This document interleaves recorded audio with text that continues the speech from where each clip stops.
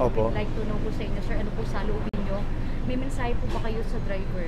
Ay, opo. Una po sa lahat, doon po sa driver ay sa buong loob ko po, sa puso ko, isip ko, ay wala po akong sama ng galit o kahit kunting sa kanya na sumama loob ko, hindi po. Kasi siya po ay siguro di ko po masagot kasi siya po yun. Kung nakatulog man siya o ano man po ay yun po ay bunga ng katawan natin. Kaya siyempre kung gising siya malamang hindi niya kami sasagasaan.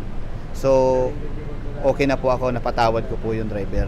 At yung kasama po namin sa room ng Tarlac Hospital, isang pasahero at isang driver ng Solid North. So siya, updated siya sa social media. Ako hindi pa ako tumitingin. At ang sabi niya sa akin, bro, nasuspende na yung kumpanya namin. Tapos bago ko umalis, kasi nauna ako na-clear sa kanila, na nag-request kasi ako ng i-pull out na, i-discharge na ako.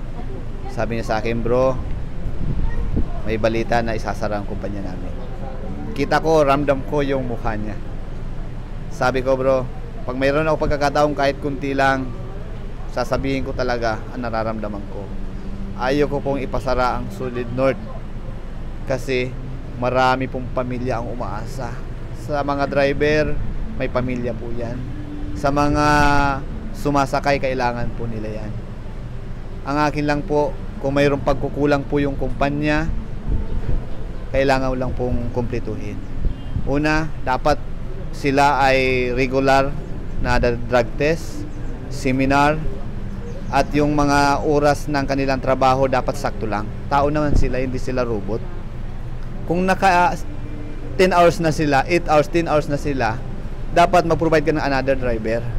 Sa isang bus, dapat 2 driver.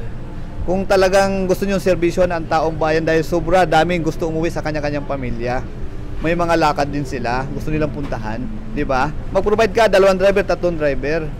Para safe lang lahat, safe yung sakay mo. Umaasa yung mga tao, umaasa yung pamilya na nakakarating sila. Katulad sa amin, umaasa ako na yung pamilya ko kasama ko ngayon.